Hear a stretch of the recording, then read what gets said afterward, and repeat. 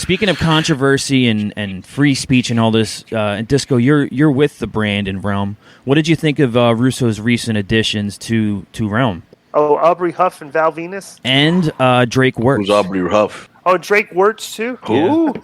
He was the referee from He's NXT. like the right-wing referee guy. Yeah. Everything. Vince is like going on this free speech campaign. He's giving voices to everybody, which is fine. Right. I got no problem with Aubrey. Bro, there's a lot of nutcases on Twitter, on YouTube. Okay, but who was the first guy that you mentioned, Joe? Aubrey Huff was a baseball player, right, Di? Big right-winger conspiracy theorist guy. Yeah. Okay. He's been awesome. As a matter of fact, with the Tampa Bay, didn't they win the World Series one year? And the Giants had a reunion, and they didn't invite him because of his political views. Yeah, I remember that. Okay, all right. So he's obviously very controversial, but it's hysterical. When they announced it, Vince immediately, Vince told me within 15 minutes he got an email from his sponsor about the people had already gone and contacted the sponsor about this. After 15 minutes of the announcement. And my bro, and this is a free speech side, I said, wait a second.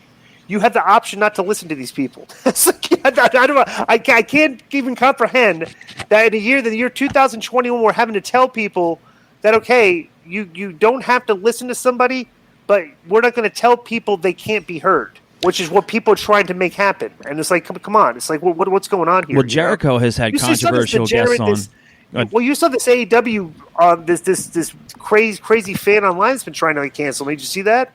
No. Oh, really? No.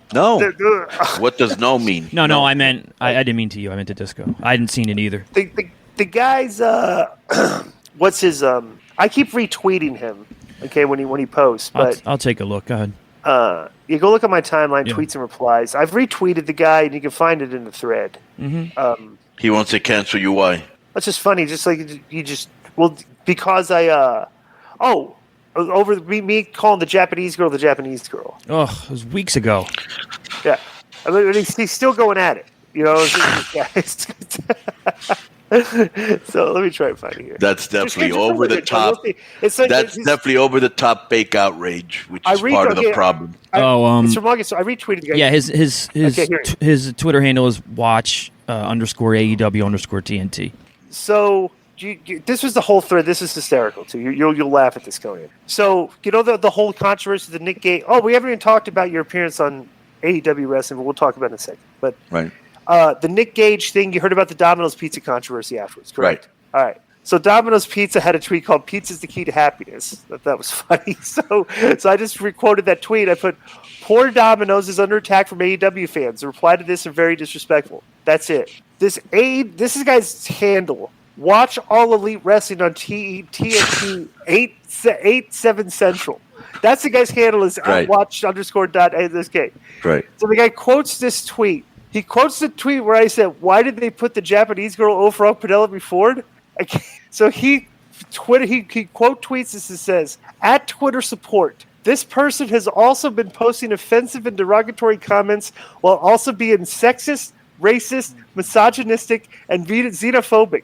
One such tweet is attached below." And he puts the tweet referencing, "Why did they put the Japanese girl over Penelope Ford?" And then he puts, somebody said, "Imagine calling a Japanese girl out of line," right? And then he puts, "Stop being willfully obtuse. He willingly named Penelope Ford and pretended to call Yuka Sakazaki, who's named the ring announcer and commentator." How does he know you pretended? Well, how does he know you didn't know the girl's name? Me too. I don't know half of the Japanese girls' names. Who's named the ring announcer and commentators repeated 20 times with her nationality in order to be, quote, "Oh, I don't know who that Japanese girl is," quote, unquote, because she's Japanese. It's like, dude, I don't even know what this guy's saying, but he's actually trying to he actually went after Twitter. But these are there's people out there that like to do this.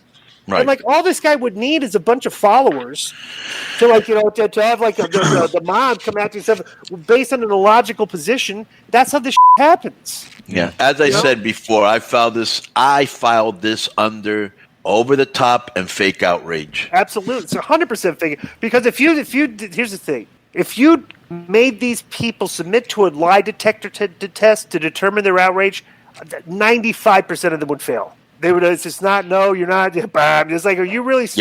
Are you really upset? That's about. That's about. Yes, I am.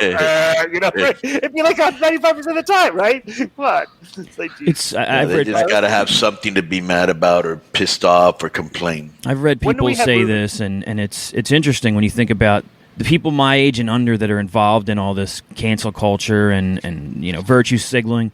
This is a generation raised on South Park, on Monday Night Raw, Attitude Era, on Sopranos became a thing. Like, we were raised on all this vulgar shit, and it's people like that are turning out to be the biggest snowflakes. It's very odd to me.